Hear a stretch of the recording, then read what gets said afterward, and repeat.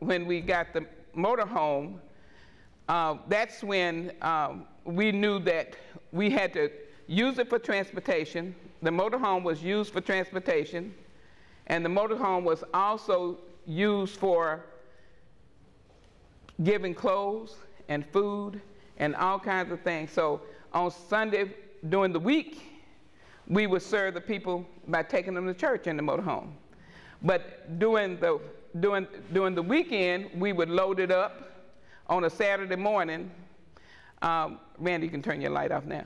On a Saturday morning, we would load it up, and we would take clothes and food, and I think that he has that now playing, so you can kind of see that it was the place where it became a site. The motorhome was a site. It went all over Memphis, taking clothes. And if you notice, Effie was a little girl then, and Monroe Jr. was a little bitty girl then. Oh, a little bitty boy. Oh, he was a boy. Yes, he was. He was a little bitty boy. And some of them, but they were all involved from day one. Monroe Jr., Linda, Effie, everybody in our family had to take clothing to the doors of people. And this, if you want to see this entire video at some point, you can request it from Brendan. He has it. Every week, we took these clothes. We did whatever had to be. If we were taking them on a picnic, whatever. This motorhome became the house of the neighborhood Christian center when we wasn't a neighborhood Christian center. So we had that down pretty pat, where we were serving 300 people over a month's period of time. And you say, where do you get this stuff? Well, let me just sidebar and tell you how we got the things. It was easier in 1978 to get things for people because there wasn't as many agencies. And there were things. And I learned the underground way of getting things. And I'm not stumbling, I'm talking this way on purpose so you will pay attention to what I'm saying.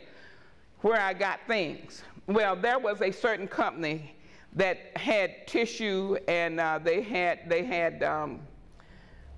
washing powders, and they did all these kind of things, and all their excess in those days went to the city dump. Now, if you're old enough, you remember this. It went to the city dump. Now, I was the great rendezvous of the city dump. I would take that motorhome up there at a certain hour in the day, wait on that truck to come that was going to dump these baby diapers. They were going to dump all these things. And I became friends with those guys, and they dumped all that stuff in the motorhome. Now, illegal it was. It happened, it did. So we would go and we would get these things. We'd load them on the motorhome, and we would take them in the community. Then we would drive down to a place called Waynesboro, Mississippi, where they made clothing for people. And all the irregular clothing were thrown in the dump also.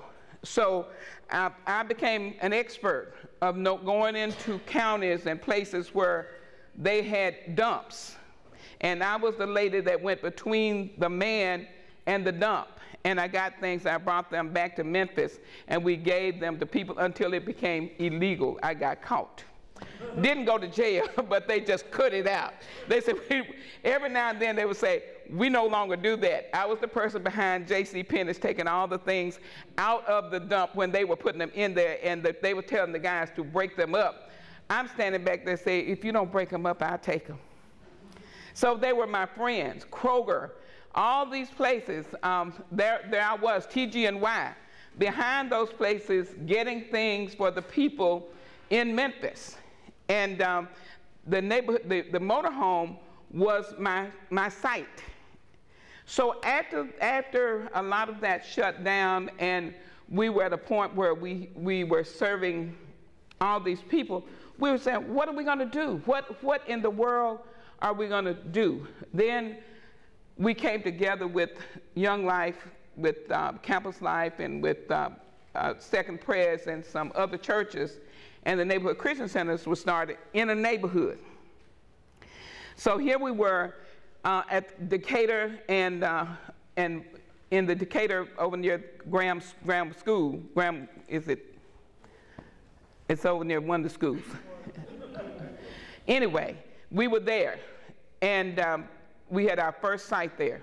Serving for 3 years, people were coming from all over Memphis to this site to receive help because they had been excited by the motorhome and what we'd done in the past, so people knew the name. So when the agency opened up, they immediately flocked to the agency to look for things.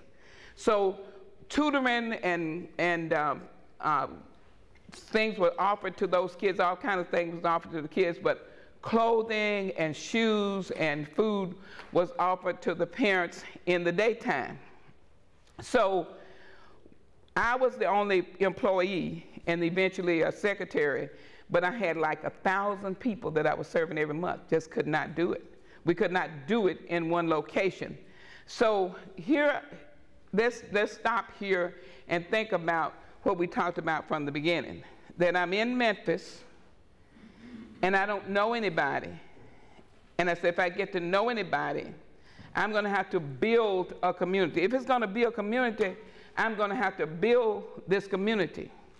So when I started out to build the house, I did not exactly know how to build the house or build the community, but I kept working on the same thing, and that's important. Never jump ship. Work on the same thing all the time. Every day, just like Noah, still working on the ark. Always work on the same thing. And if you work on the same thing, eventually results will come. So I have gotten all these neighbors. I now had begun to build a community, and I had friends, and I had people with needs. So I had to start to look at, we now have a community. I'm here alone trying to serve these people. We must get people involved. So that's how volunteers and all of that began to take place at the Neighborhood Christian Center. We began to get volunteers, our board of directors, and things began to happen. Well, the board immediately looked at this and said, this is too many people coming to one place, but they had no answer either. We never heard of anything like site-based management, so that's a whole new word, you know.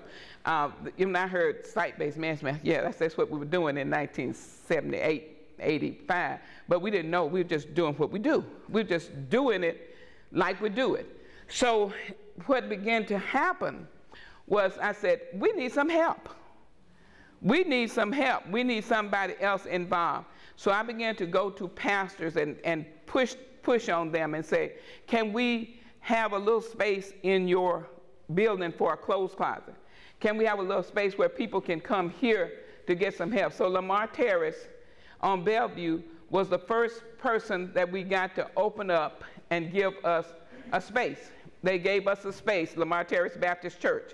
So we now had a center on Decatur, a center in South Memphis, and then eventually a center in Westwood. We had one in Westwood. So we had 3 locations, which made it easier for everybody concerned. So we want to revisit back again. Standing on the corner of 2nd and Madison was only a dream. Here I am in the community, not knowing what to do, how to do, where to do, but I did have a thought, if it's going to happen, I will have to be the one that makes it happen. So in every case, if anything's going to happen in your community, it's going to be you that's going to have to be the person that makes it happen. And dreams and visions just don't happen. You got to think about them a lot. You have to think about them over and over. You have to think about them in terms of what you know or in terms of what you do not know. I could think of things in terms of what I knew because I had Basin, Mississippi. Basin, Mississippi was the Lawrence community. If you're ever in Loosedale, tell somebody to take you to Basin. As far as you can see, 600 miles of Lawrences. They homesteaded there after slavery. They homesteaded in Loosedale. Those are my people. Just go to Loosedale, stand on any corner, and say, I want to meet some Lawrences. And they're going to take you to Basin, and you're going to meet Lawrences. Well, I had that as a base. I had seen my family taking turnip greens and collard greens and cooking meals, and I saw the quilts being made. I saw I saw all the things. I saw the cooling board when somebody died and how the community dealt with that. So I saw how community worked. And what I had to do in Memphis was take how community works and make that work for me in Memphis. But from that, standing at that traffic light, waiting on a sign that I did not know was there, I had to take that day and work from that and say, Memphis can be conquered. That was it. Memphis is not something that cannot be conquered. It can be conquered.